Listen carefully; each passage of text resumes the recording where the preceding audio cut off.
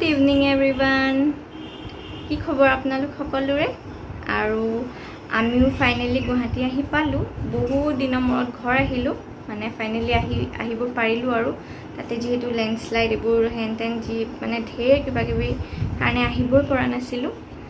গতিকে ফাইনালি আহি পালো আৰু ইমান দিনে মোৰ ব্লগ বনোৱাই হোৱা নাই গুৱাহাটী আহা এসপ্তাহ মান হ'লেই আৰু ব্লগ বনোৱা হোৱা নাই আজি ভাবিলো ইমান দিন ব্লগ বনোৱাই নাই গতিকে এটা ব্লগ বনাও আৰু কাইলে যেহেতু ৰাখি মাহঁতৰ ঘৰলৈ যাম ভাইটিক ৰাখি পিন্ধাবলে আৰু সেইকাৰণে ভাবিলো আজি এতিয়াতো আবেলিয়ে হ'ল আজি আবেলিৰ পৰা ব্লগটো ষ্টাৰ্ট কৰো আৰু কাইলেলে কন্টিনিউ কৰিম চাই থাকিব তেনেহলে আপোনালোকে ব্লগটো আজি আৰু মই ব্লগটো কন্টিনিউ নকৰো আবেলি হ'লে এতিয়া আজি সেইকাৰণে ব্লগটো নকৰো কাইলে মাহঁতৰ ঘৰত গৈ পেলাই ভাইটিক ৰাখি পিন্ধাম আৰু আপোনালোকক দেখুৱাম গুড মৰ্নিং এভৰিৱান আৰু আজি হৈছে ৰাখি আৰু মই মাহঁতৰ ঘৰলৈ আহি পালো আৰু আজি ৰাখি বুলি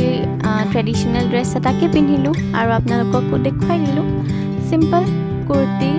আৰু ট্ৰাউজাৰ এটা পিন্ধিছো আৰু এতিয়া অকমান মানে যোগাৰ কৰিছো ৰাখি পিন্ধাবলে ভাইটিক যেহেতু ইমান দিন অৰুণাচলতে আছিলো আৰু লাষ্ট ইয়াৰো মই তাক ৰাখি পিন্ধাব পৰা নাছিলো মানে তাতে আছিলো আহিব পৰা নাছিলো আৰু সেইকাৰণে এবাৰ ৰাখি পালো কাৰণে ভাল লাগিছে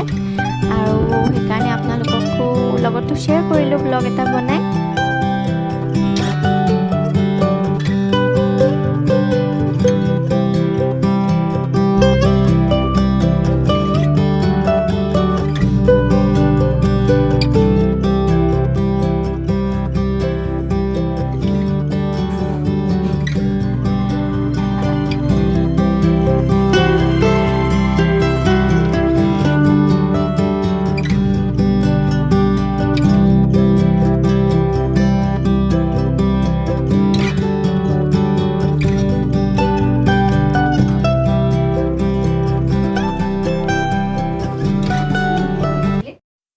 আৰু ৰাতিপুৱা তাক ৰাখি পিন্ধাই মই ঘৰলৈ আহিলো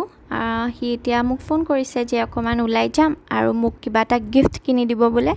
সেইকাৰণে ভালে পালো বহুত দিনটো তাতে ঘুমাই আছিলো কতো ওলাইও যোৱা হোৱা নাছিলো অকমান ওলাই গলে এটা চেঞ্জো হয় আৰু বিৰাতে ভাল লাগিলে